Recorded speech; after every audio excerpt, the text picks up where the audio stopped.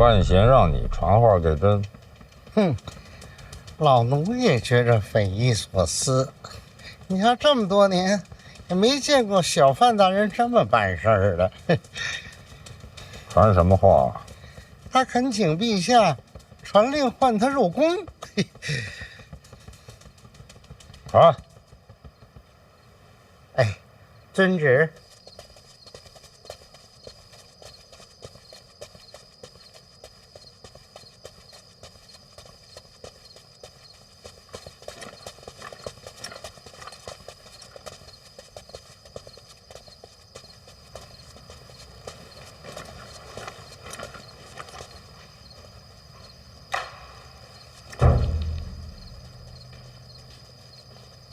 范闲，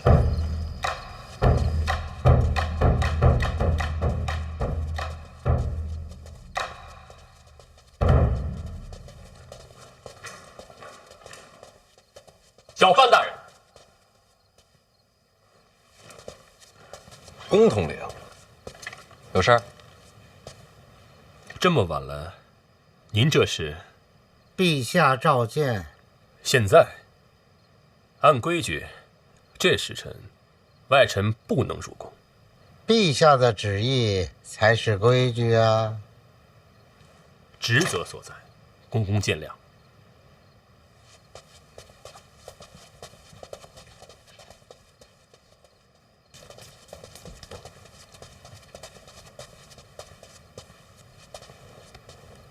陛下，范闲到了。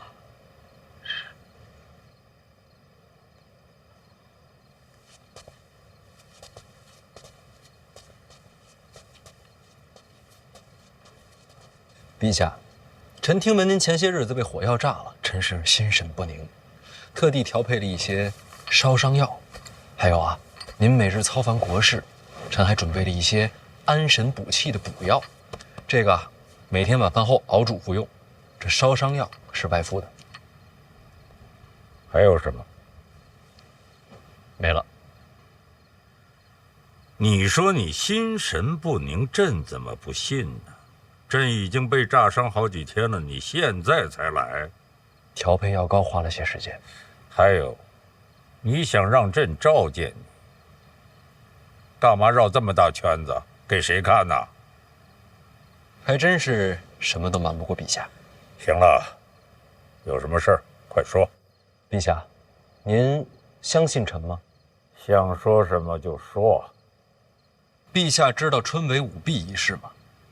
臣自做了居中郎以来，每日收到许多纸条，纸条上写满了名字，而这些名字都是被人事先选好，预定要金榜题名的。接着说。臣斗胆想为这次春闱求一份公平。你要公平，找朕干什么？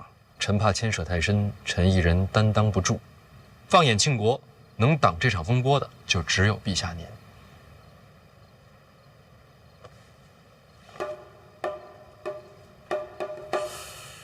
你是想让朕当挡箭牌？不是为我，是为庆国。你这口气怎么这么像赖明成啊？对于赖明成的死，你是不是心有怨气呀？是。不该有。是。你倒挺坦诚。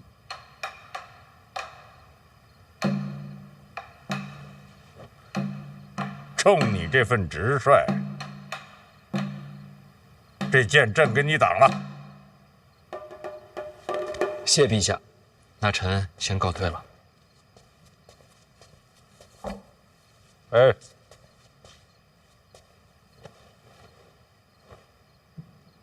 把药给朕敷上。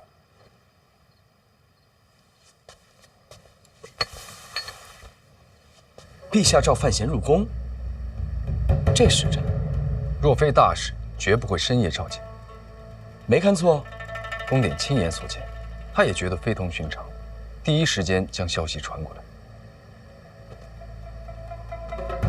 那知不知道说了些什么？宫典说，连侯公公都出来了，里面说了什么，再无第三个人知道。连侯公都出来了，可以了，让宫典到此为止，不要再继续往下问。他的身份至关重要，不到万不得已，不要再向我传讯。是，就是不知道陛下到底和范闲说了些什么。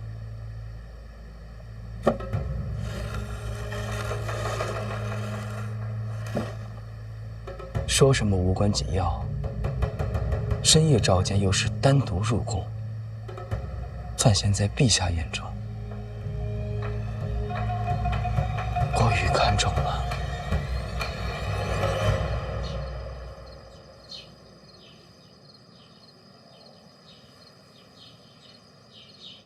殿下，这事儿啊，我实在是办不了，还请殿下见谅。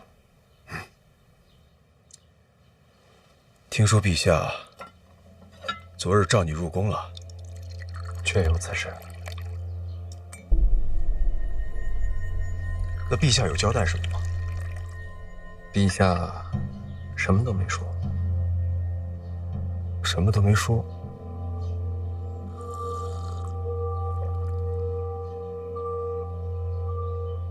那我也什么都没问。殿下，这次春闱啊，还是各凭本事吧。本该如此。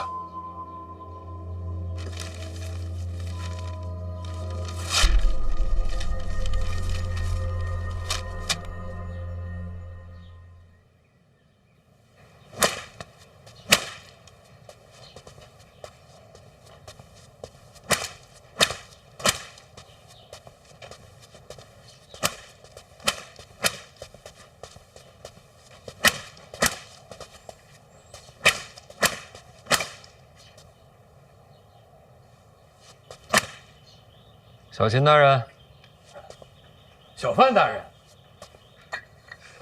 我猜你啊就会走这条路，为什么？你怕见人呐？这不证明咱俩有缘吗？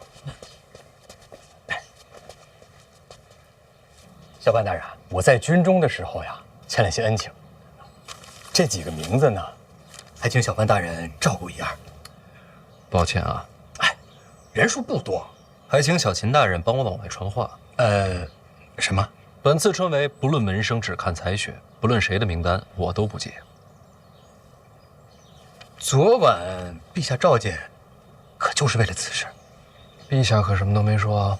哦，明白，什么都没说，我也什么都没猜。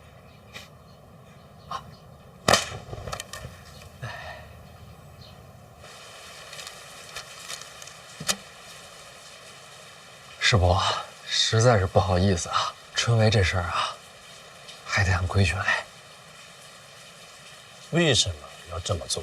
我也是情非得已啊。我知道陛下昨晚召你入宫，这会儿所有人都会认为是陛下让你如此行事。我了解陛下，以他的行事手段，要么动如雷霆，扫清一切，诸般弊端；要么草蛇灰线，伏没千里，哪怕水到渠成，也不会让人看透心中所想，绝不会像这样半夜急召，最后还不痛不痒。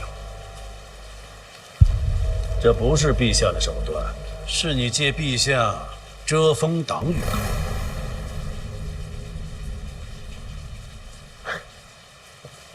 师伯真是了解陛下，没人能真正了解他。经过历代君王，如今这一位最能看透了。师伯过谦了。别转话题，问你呢，为什么要这么做？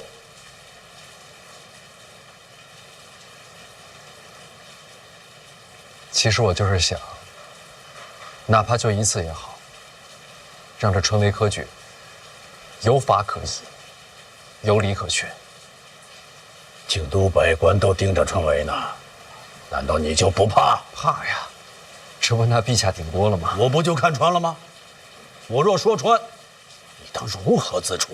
是我可是自己人啊，总得留条活路吧？我凭什么饶你？就凭婉儿非我不嫁呀！没了你，大不了婉儿再找一个。师伯说的对，师伯消消气。真不明白是命数还是劫数。婉儿怎么就能看中你？我也挺优秀的啊。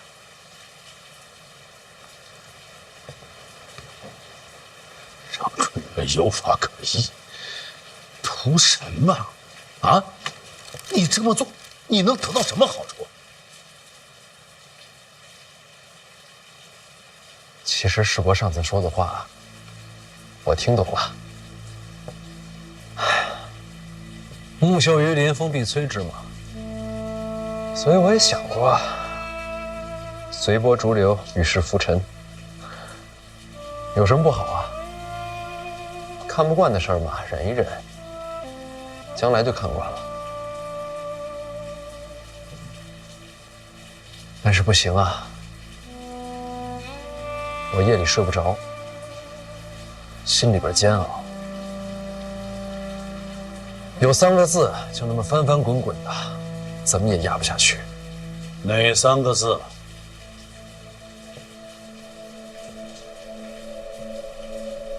不公平啊！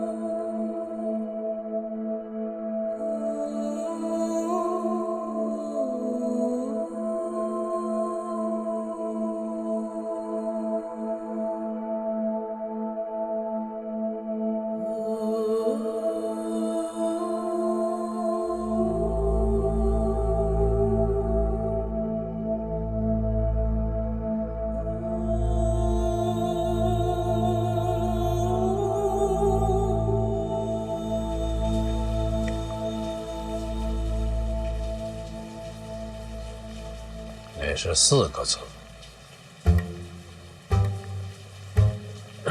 最后那个“阿”字不能算吧？都是读书人，遣词用字亦当谨慎。下次一定注意。不公平，原来是为了这个。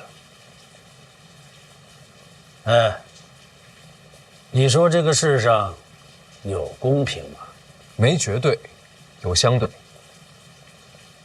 什么？这个世界上没有绝对的公平，就好比有的人一生下来就家财万贯，有的人一贫如洗，有人才思敏捷，有人大智若愚。而春闱的意义就在于给了所有人一个相对公平、改变命运的机会。要是连这唯一的一次机会都不再公平，这世间该有多荒唐！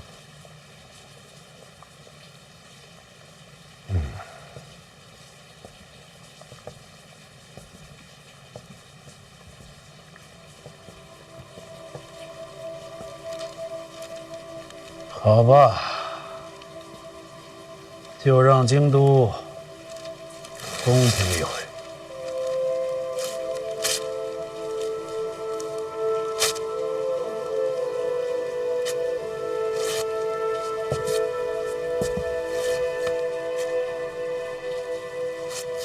你再去见一次礼部尚书郭正，我都安排好了。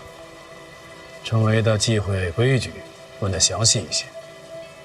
你为他们争公平，别让自己落陷阱。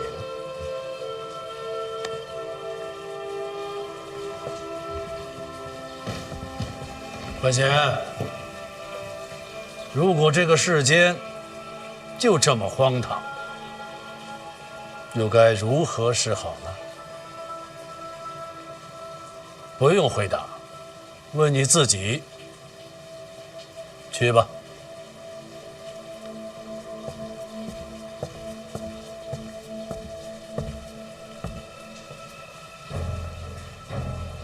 公平。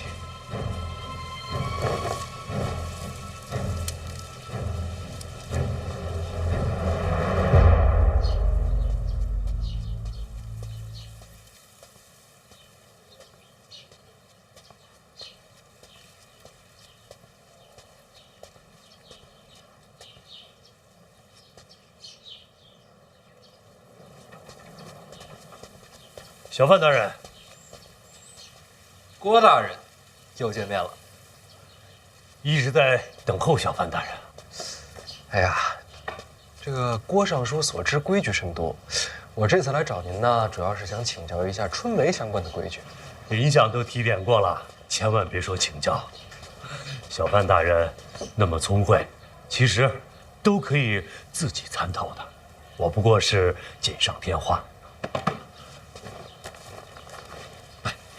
早就准备好了。小范大人能者多劳，春闱之日，事务不少啊。开考之前要稽查举子之责，春闱3日要在场内监察巡视，春闱后还要监督胡明抄录。春闱科举是本朝第一大事，规矩忌讳多不胜数，光说不过来，就都写下来了。一应细则尽在其中。小范大人，只要费心看一看，可保春闱当日再无疏漏。如此厚恩，何以为谢？哎，小范大人，啥？过来啊，去那边。这柱子。啊，那直。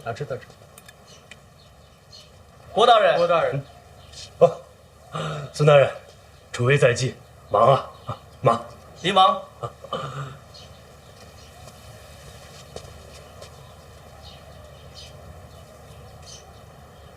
郭大人辛苦啊！谢谢。现在就盼着小范大人早日著书立学，郭某就心满意足了。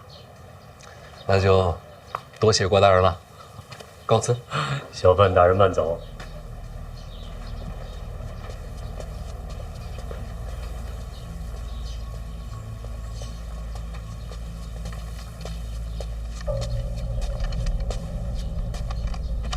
怎样？你在后面没听到？范闲身手不俗，小心起见，我可不敢靠近细品。可惜了，你没有看到小范大人感激涕零的样子。我那会儿都有点于心不忍了啊。你给他那册子都写了什么呀？春闱上的各种规矩细节，该写的我都写了，绝不能在文字上故意犯错。这是对的。范闲为人啊，谨慎得很。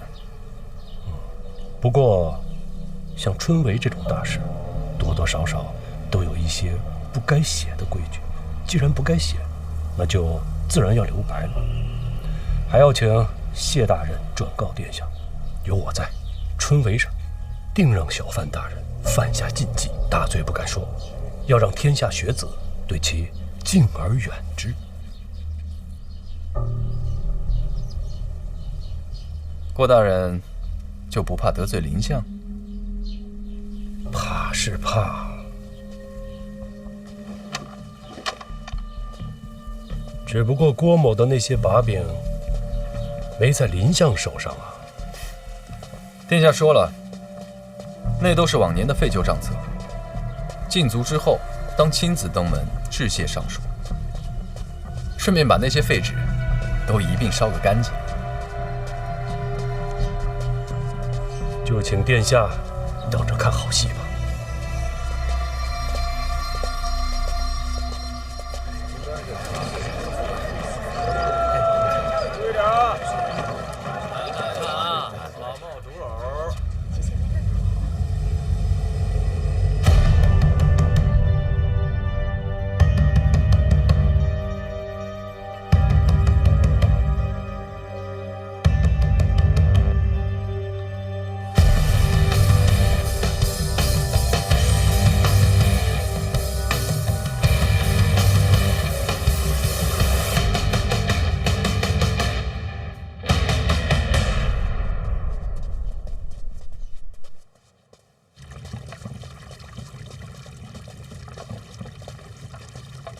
人到了，在屋里呢，都安排好了，没人看见吧？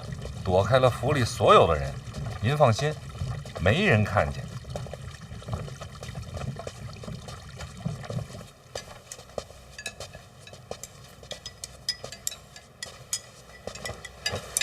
真是饿坏了。回来了。哎，回来了。哎，这一趟从北齐回来呀，可以说是历尽了千辛万苦。幸好我跟老郭绝代双骄，不管是什么排除万难，各施巧计，这才虎口脱险，重返京都。你俩现在关系不错呀。英雄惜英雄。少爷，您看您这都荣归故里了，我得请您吃个饭，接个风，咱俩商量商量吃什么。哎，我请你啊！哎喂，我请你，我请你吃，我请。来吧，少啊，咱中气这么做。怎么样了？我请。我的潜伏日记。辛苦你了。他说你叫我来是为了救我爹性命。是这样。春闱将至，我有监督职责。这跟我有什么关系啊？春闱有许多禁忌，我不太清楚。我也不清楚。但你爹曾是礼部尚书，你想要我爹帮你，所以让你回来，看见你，你爹才能放心。哎呀，这么早就开始计划应对春闱了？其实老二提出让我监督春闱之时，我就已经在准备应对之策。现在看来，时机刚好。你们啊，一个比个心黑。是心细。行了，说吧，你打算怎么救我爹？我来安排。过几日先转入监察院大牢。那还能救得出来吗？我是监察院提司，你觉得呢？不过有一点啊，你爹结党的罪名并非是无限，我可以保他性命，但是再想做官是不可能了。我知道，能保住性命就已经很不错了。我同我爹讲，让他把知道的春闱的诸多事宜跟你讲清楚。这是什么？现任礼部尚书亲手写的册子，春闱的诸多禁忌都在里面。但你不需要我爹了。恰恰相反，这册子就得你爹来看。你是怕这本书里写的有陷阱啊？小心为上，有没有陷阱，令尊来判断。行，那走吧，去救我爹。走，不急这一会儿。司者，这一路舟车劳顿，你们俩都辛苦了，先休息几天，注意别被别人看见啊。那是自然，十分小心。那我就放心了。来吧，首先欢迎二位回家。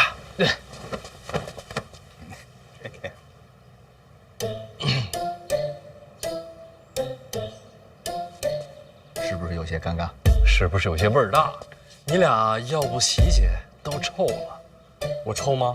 哎，行，走走，我给你搓搓。走，快！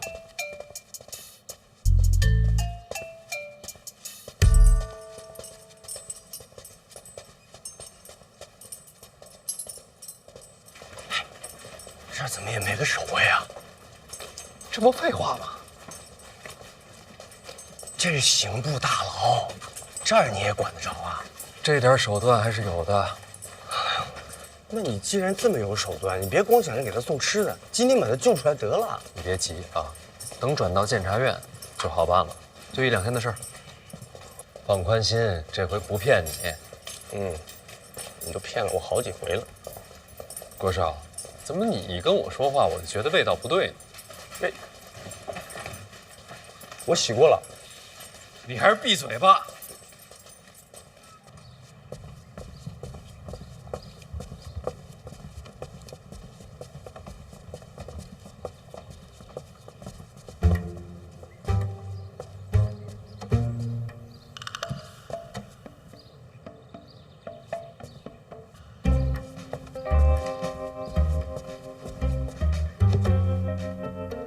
儿子啊，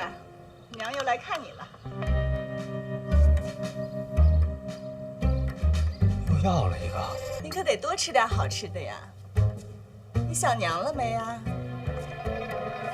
要照顾好自己。娘，哲儿回来了。你怎么白天就来了？白天不行吗？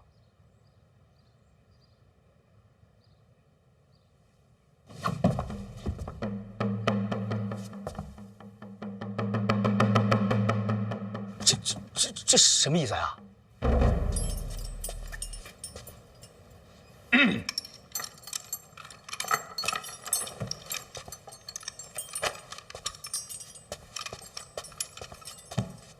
范闲，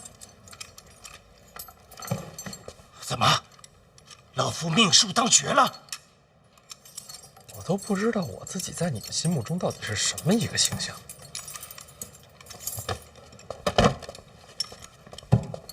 爹，我来了，爹。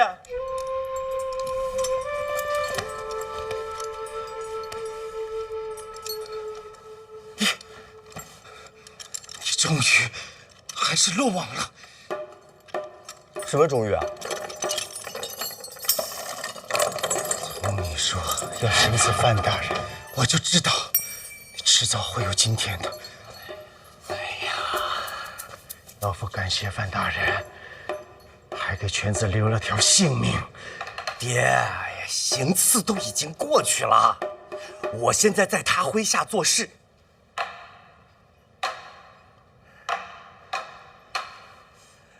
原来如此，犬子才识浅薄，范大人能不计前嫌，给他一个机会，真可谓宽宏大量。要不你俩这边聊？啊，好。爹，我很有用的。这些时日，我一直潜伏在北齐都城。你去北齐都城干什么？掌管一众暗探，主持密报，收集。真的？真的呀，爹！我潜伏至今，毫无破绽。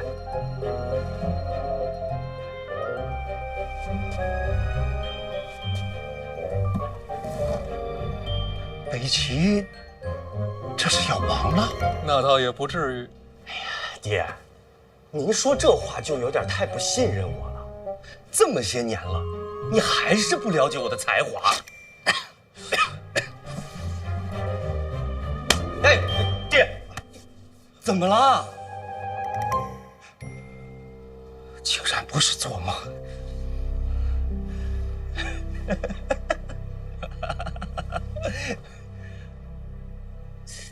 我这也是精神不济，大白天的就睡着了。不过也好，又能在梦里见到你，娘心里还是欢喜的。娘，您没做梦，我真回来了。他们可别这会儿叫醒我。娘，真不是梦。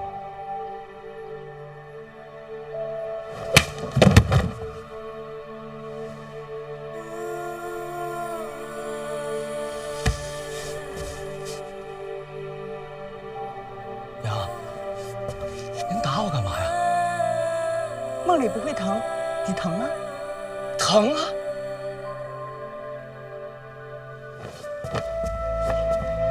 儿子，你真回来了，太好了！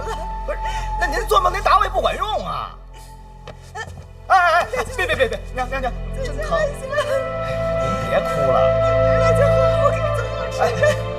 不用了，不能让他们知道我这回是偷跑回来的。原来长公主和二殿下才是同盟，这真是没想到。爹，二皇子跟范闲不对付，这次春闱是要给他下套。你帮帮他，他答应了，事成之后立刻放你出去。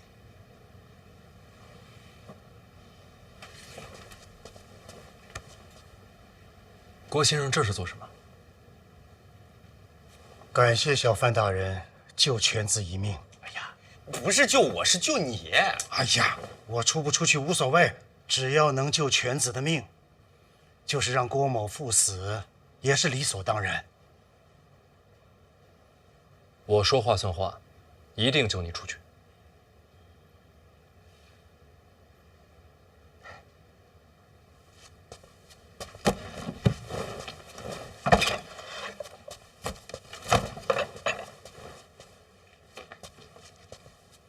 方才听闻小范大人说，郭征送了你本册子，可否让老夫过过眼啊？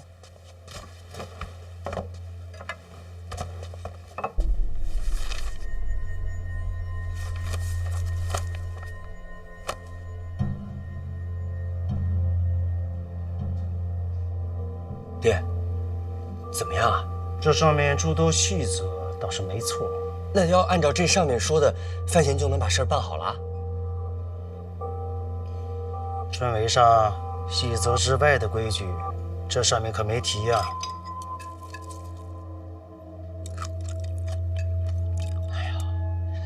那他们就是要害你。这个郭征到底是谁的麾下呀？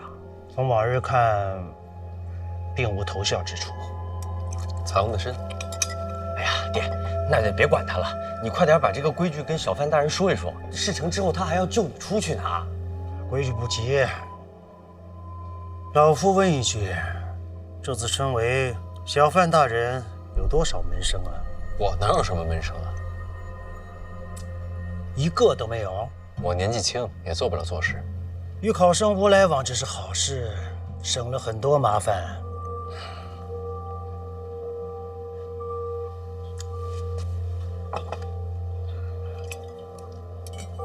小范大人，是不是想到什么了？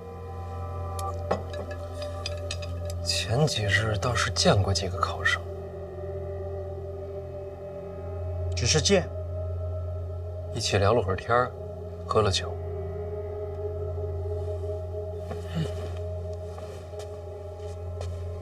那就是门生了。可他们并不知道我的身份啊。那不重要，在其他人眼里，那些考生已经算在你门下了。哎呀，爹，你别管什么门下不门下了。庄墨涵庄大师都已经把自己的书送给他了，他现在也是文坛传承，有几个门下很正常的。你别打岔。哦，小范大人，春闱上考生们最痛恨的是什么？舞弊营私。你的门生就是营私的门路。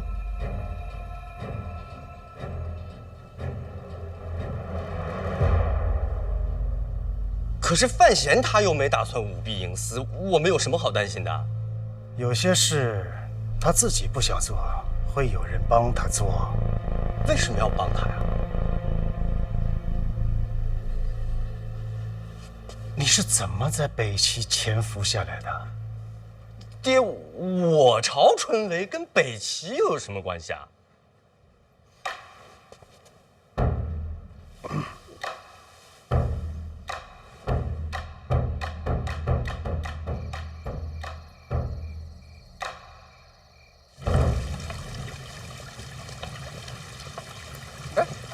姨娘，司者，哥，你们找我有事儿？干嘛呀你？别架着我呀！怎么回事啊？我也不知道，放开我！这还憋着跟范闲争家产呢？你胡说八道什么呀？那都什么时候事儿了？现在都一家人，娘有事求他，求他别害他呀！什么害他呀？司者说的对，您是长辈，您跪我这让人瞧见了，可不是害我吗？啊，不是，就咱们仨，我这又没人看见，偷偷。我嘴太快了，娘，我真忍不住啊！哎，姨娘，咱都是一家人啊，有什么求不求的，有什么话您尽管说。咱不坐着说啊！来，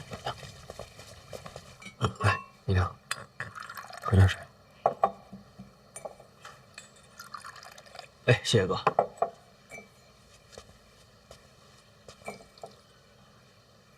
怎么说呢？你看吧，姨娘我年纪渐渐大了。姨娘永远年轻。你这孩子这么会说话呀？思哲要跟你一样就好了。他这孩子吧，从小就淘气，我有时候看着呀是真烦。可是看不见吧，我又想他，也不知道是不是上辈子欠他的。姨娘这是想说，能不能不让他去北齐了？姨娘放心，这次司哲回来，本来就没想让他离开京都了。真的？您还没问我呢，我要去北齐。范闲都说你不用去了，不是他让我去，是我自己想去。为什么呀？这次北上吧，其实我见识了不少，虽然是有些危险，也有点苦。所以你别去了呀。娘，你让我说完。但是我找到了我活着的意义。您看，过去我在京都待着，是又安全，也吃喝不愁，但是天天吃喝玩乐的，那活着有什么劲呢？我这回去了北齐，我感觉自己好像还有点用，虽然就帮庆国帮了这么一点点儿，但我觉得也够了。我不想再回到过去做那个无所事事、无人在意的范思哲了。那，你还去北齐？去做什么呀？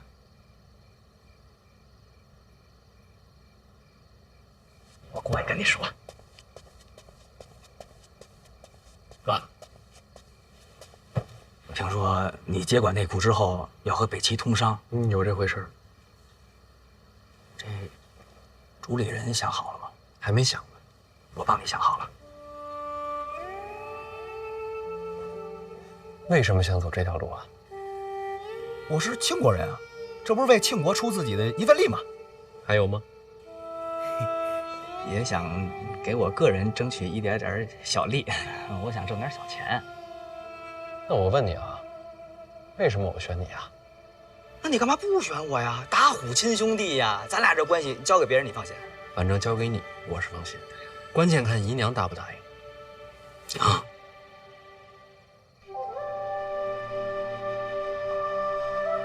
你打算什么时候走呀？您这是同意了？我也想看你长大嘛。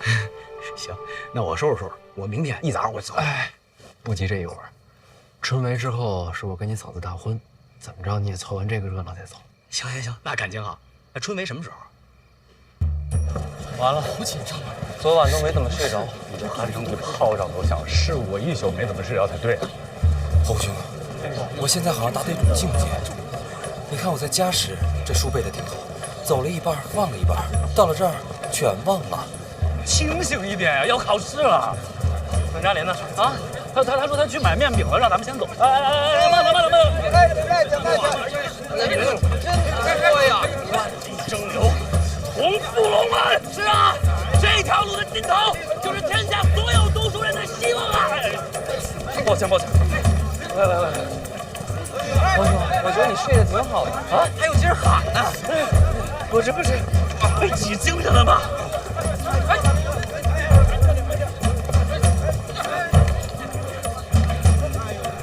抱歉。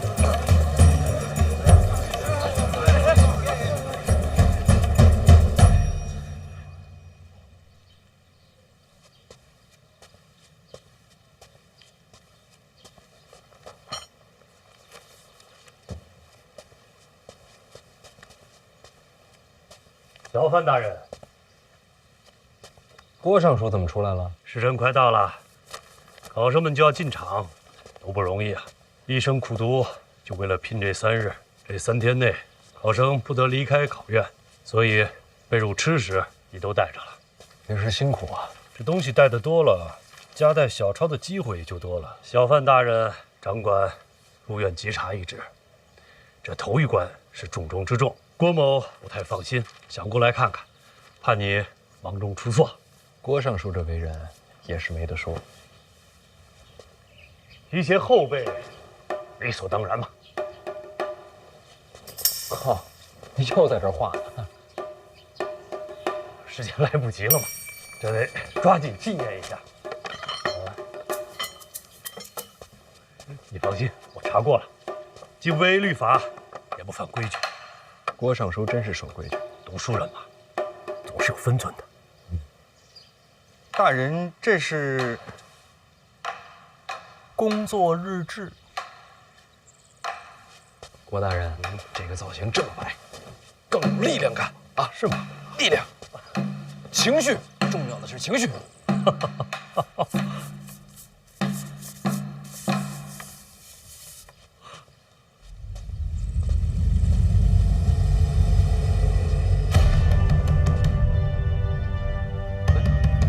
都这个时辰了，考生怎么还不来？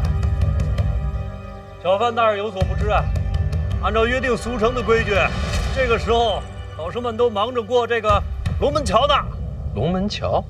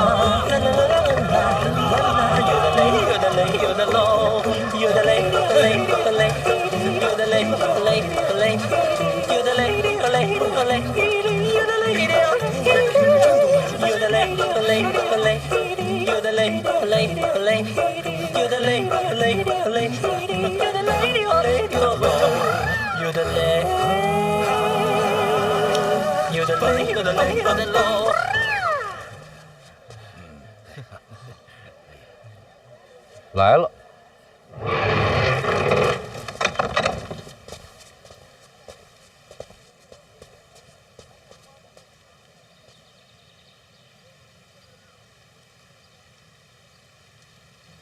诸位早上好，我是范闲，是小范师先，未来的文坛宗师啊！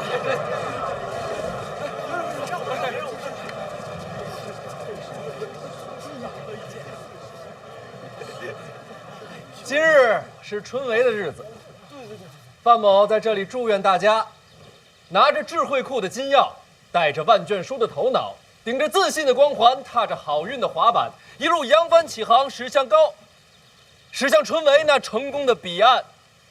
加油，雄起！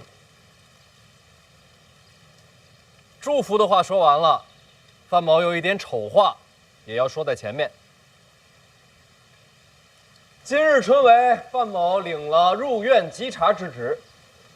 诸位身上要是有不该带的东西，烦请入院之前扔在此处。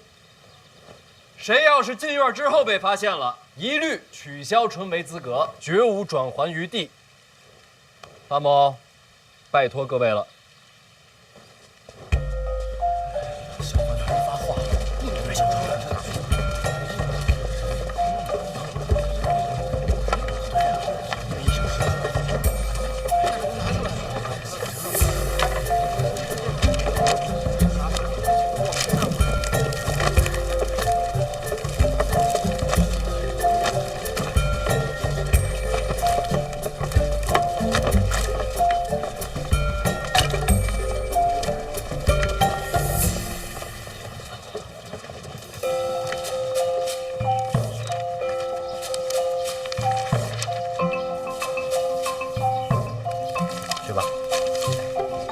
排队啊，一个一个来，东西准备好，查验身份。好嘞。下一个。这边排队。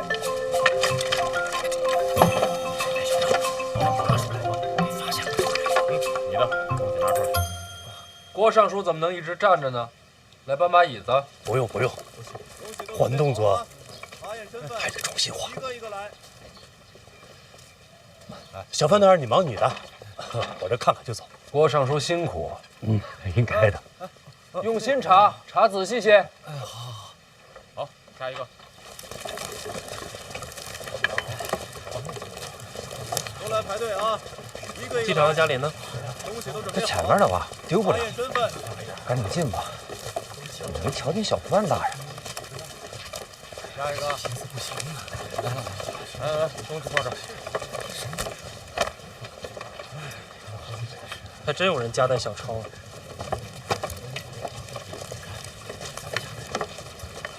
咱是不是来晚了？瞧不见小范大人了。进门就瞧见了。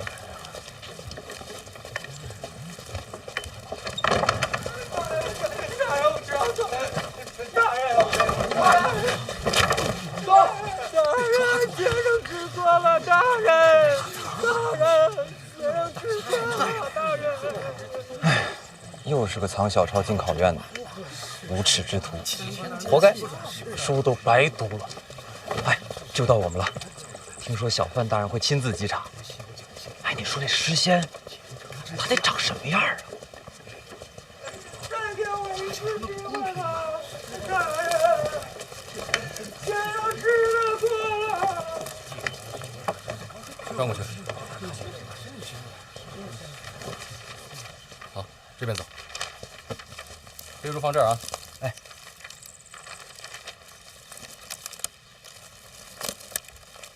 来，往前走。敢问兄台，那边坐着的那位是何人啊？你连范闲范大人都不认识？他就是范闲。哎，背书放这儿。话，转过去。我眼花了，这不是跟咱们聊天的那位公子吗？他竟是小范诗仙。哇，真是他！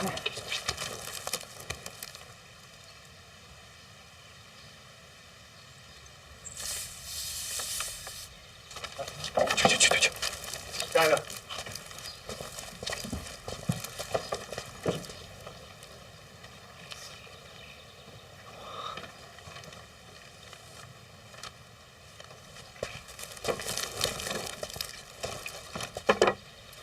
这是什么？哦，菜饼。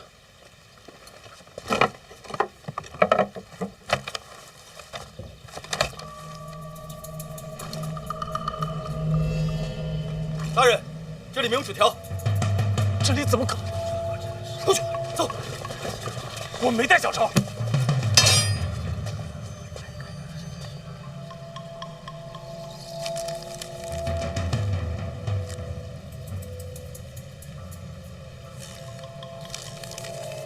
这是什么？胆子真大呀！是不想考的。回大人，学生不知。学生当真不知此事。我作证，杨兄才学非凡，绝不会有此等卑劣之行。叫什么名字？哪里学子？学生杨万里，泉州人士。杨万里，正是。小范大人，这不是你的门生吗？范闲跟他们见过面，看来这4个就是小范大人看好的了，不被几个人给入手。 4个都下手，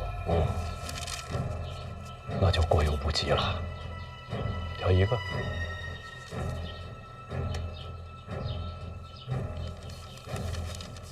杨万里，小范大人的学生不是，这该如何是好啊？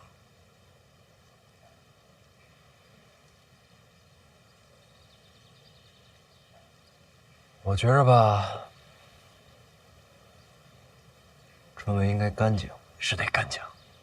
那就按规矩办。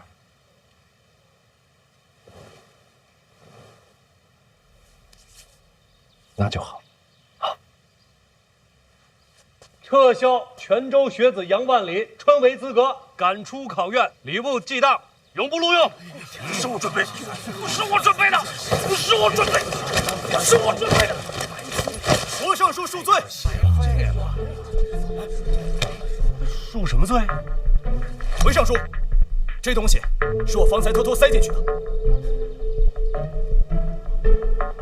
这东西是你塞进去的？正是。为什么呀？在下从小读不进书，没前程可言，心里不平，就想坑个学生玩玩。什么叫玩玩？你想坑人？小人心眼坏。那怎么又站出来了？我看那个学生有些可怜，突然良心发现了。这不是纯胡扯吗？回上书，句句属实。此话谁能信？上书，别生气啊！一把年纪了，再气坏身子。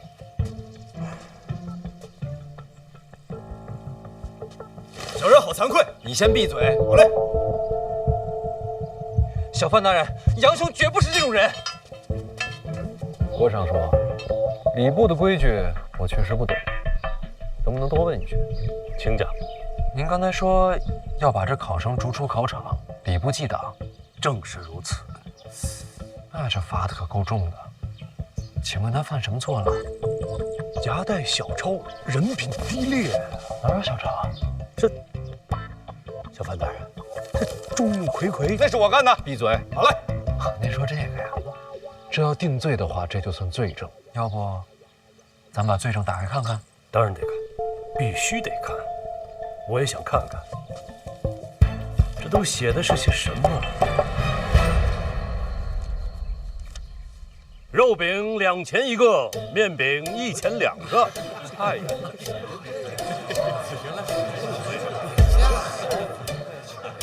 这饼价也是圣贤定的。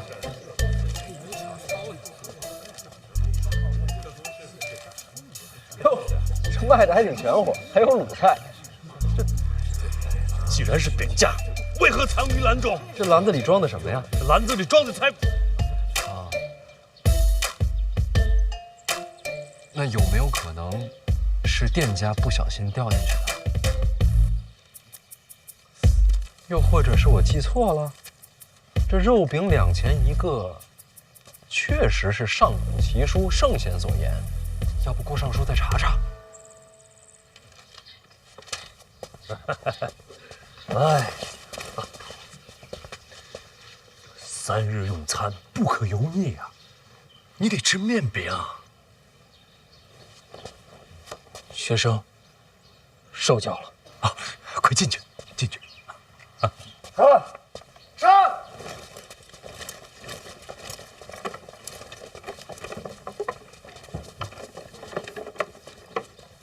你又是怎么回事？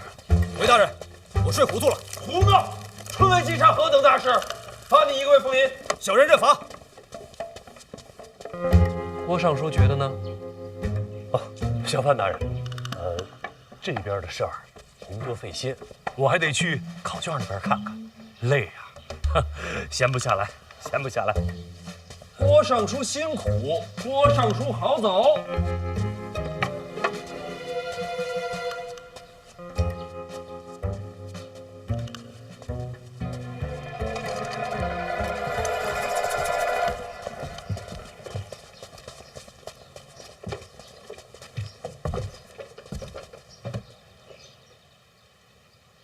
谁教你的？回大人，小人是凌相麾下。凌相的意思，春闱若有麻烦，小人替大人接了。你自己的命不要了，用兵一时。回去转告师伯，回沪的心意我领了，春闱的事儿我自己接着。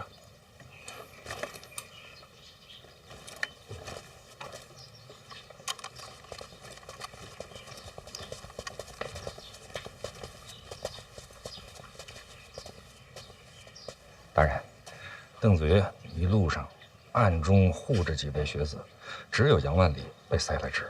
谁干的？谢必安。那就没错了。郭征是老2的人。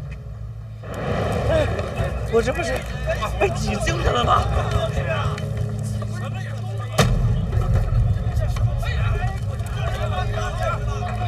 抱歉。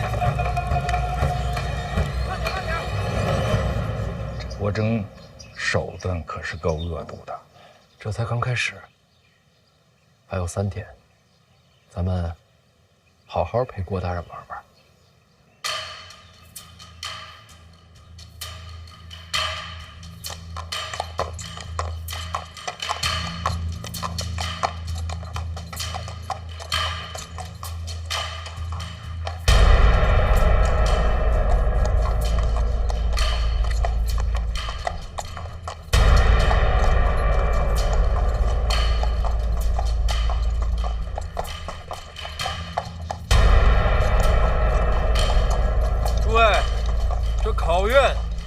不仅是你们的才学，也考你们的人品。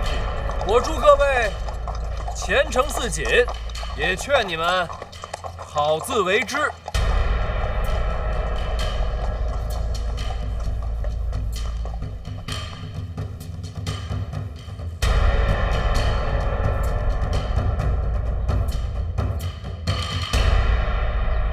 时辰到。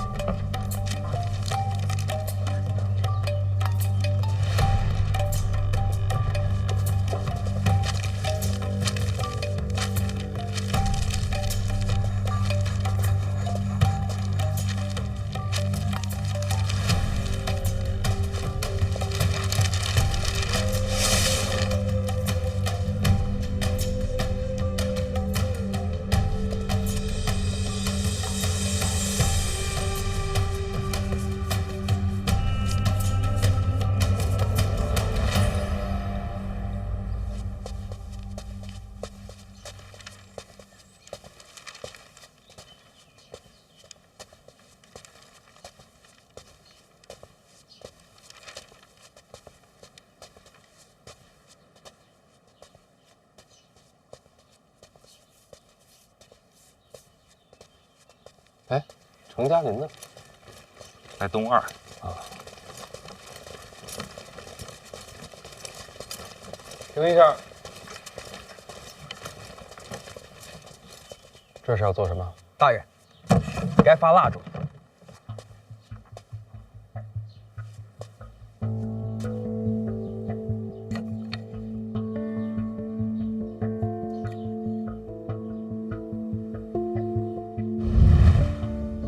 小范大人如今声名玉隆，权势滔天，对你弄点小麻烦，影响不大。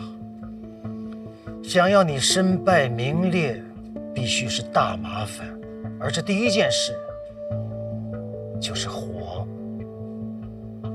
考院内由礼部向各号房分发蜡烛，以职责而论，这件事必定由你经手。众考生挤在一起，若蜡烛动了手脚，什么后果？火灾。若几间号房同时起火，搞不好就是一场惨剧。想要毁了你的前途，就得要这么大手笔。我有本，先别发了，别发了。考院巡查防火一事是重中之重，而郭征在这册子里却轻描淡写一笔带过。我猜，这就是他给大人设的陷阱。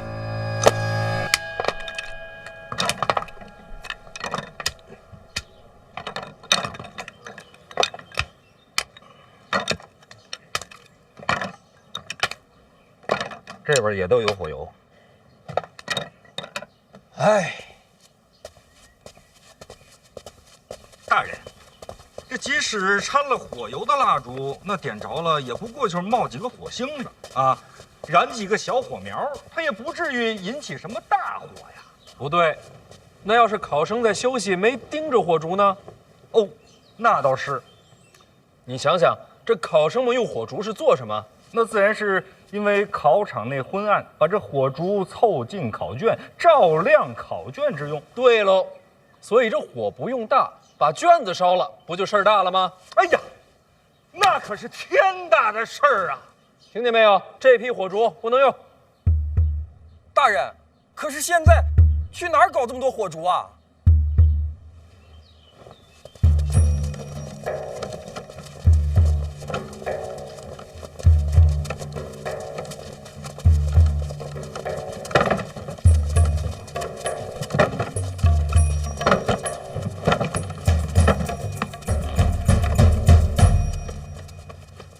3日之内，所用火烛皆由监察院提供。还有啊，把这个麻烦转交给尚书大人。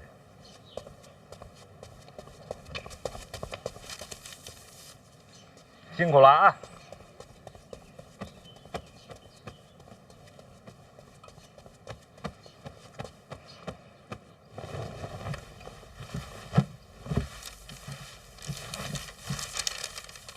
入库账册什么意思？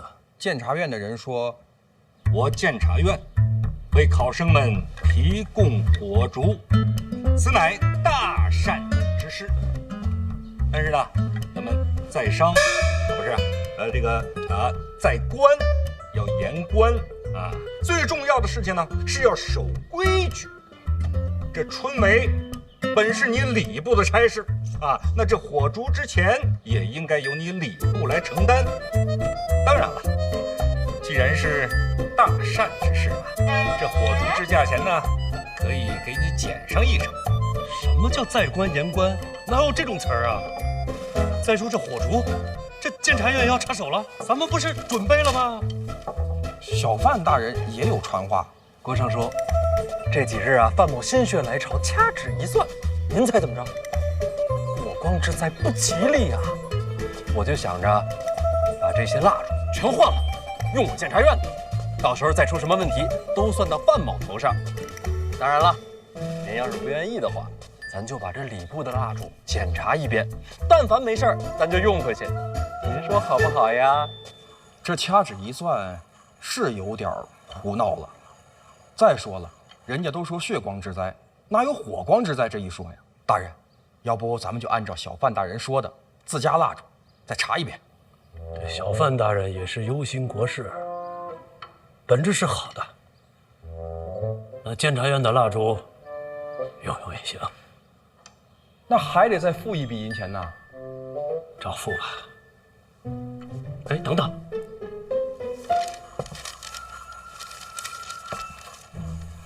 这不是说好少1成吗？这怎么比原价还贵了？还有运费呢。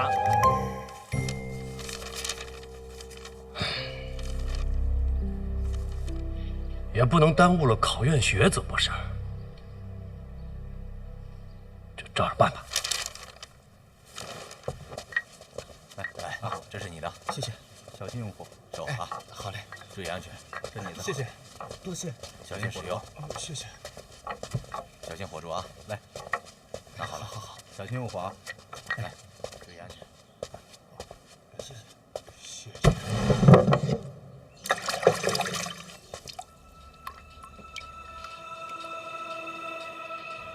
除火之外，还有个水。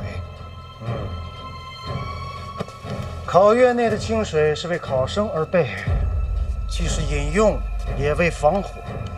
若是这水有问题，那全部的考生都逃不掉。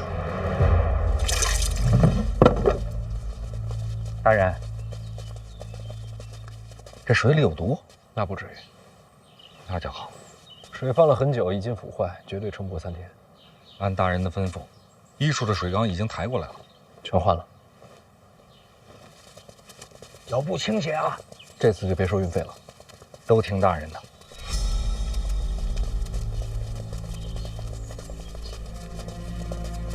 大人，这火烛的事儿，咱不给他弄大了。几只火烛被动了手脚，算不得什么大事。这种麻烦要等大火起了才算致命。那大火要是真烧起来，那就全完了，可不是吗？那他们就不考虑考虑啊，这些学子们的性命吗？你觉得呢？真奇了怪了，他们平时还有脸说什么父母官、父母官？我本来觉得自己心够狠了，没想到他们才是高山仰止。哼，这种高山呀，垮了才好。再想想，还有什么疏漏？水火咱都排除了，衣食住行、吃喝拉撒，这吃喝呀，都是考生们自己带的，他们不可能一一去做手脚。